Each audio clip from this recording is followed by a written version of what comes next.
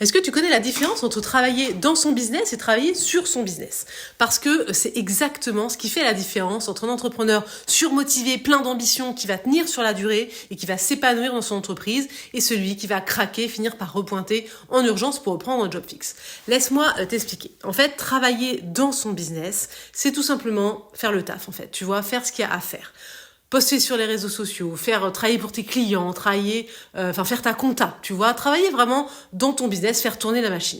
Et puis à l'inverse, travailler sur ton business, c'est créer la machine. Ça va être du travail de structuration, d'anticipation, du travail de fondamentaux aussi, tu vois, comme affiner ton positionnement, créer tes outils marketing.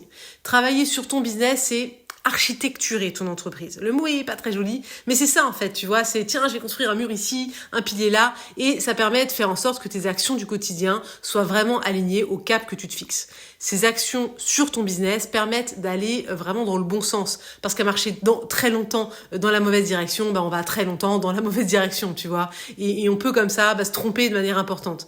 Moi, c'est vraiment une petite routine, une discipline que j'ai mis en place dans mon business vraiment depuis mes débuts.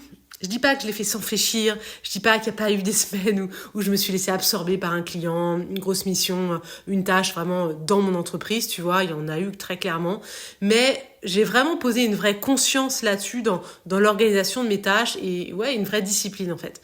Au début, je me disais, ok, au moins une tâche par semaine qui soit vraiment pour moi sur mon business. C'était vraiment un petit truc, au moins un truc, voilà. Et puis parfois, je l'ai pas fait et c'est ok, voilà. C'est comme la séance de sport qu'on va rater et c'est ok. L'important, c'est pas de la rater, l'important, c'est de revenir dessus. C'est là qu'on voit les personnes qui tiennent la durée, en fait. Et puis ensuite, j'ai pu passer à une demi-journée, et puis ensuite une journée entière. Là, moi, aujourd'hui, j'aspire à passer à 2 journées. J'y arrive pas toujours, mais j'y arrive des fois quand même. Et c'est vrai que ces sessions de travail, ça me fait un bien fou, en fait. Ça me permet vraiment de prendre de la hauteur, de construire une entreprise vraiment qui m'inspire et que je sens avancer brique après brique. Et vraiment, cette sensation, je la souhaite vraiment à tout le monde. Et d'ailleurs, sincèrement, mais quelle que soit ton ambition, là où tu veux amener ton entreprise, je t'invite vraiment à te placer ces sessions de travail, d'architecture, comme je dis, dans lesquelles tu travailleras sur ton business. Et pour ça, il n'y a pas de secret, faut vraiment le mettre dans ton agenda, tu vois, être exigeant avec toi-même, t'y tenir. Tu peux placer un bloc de temps, tu vois, juste vraiment comme ça dans ton agenda, tu as 2 heures par semaine, franchement, c'est déjà chouette. Tu les mets un jour fixe et puis tu te gardes de la souplesse, tu vois. Moi, j'aime bien garder de la souplesse, tu vois, le lundi, quand tu regardes l'ensemble de ton planning, si tu vois que ces 2 heures, elles sont placées à un moment où, en fait, t'as une urgence, finalement, t'as un truc à déborder, t'as des rendez-vous qui peuvent se caler qu'à ce moment-là, tu le décales.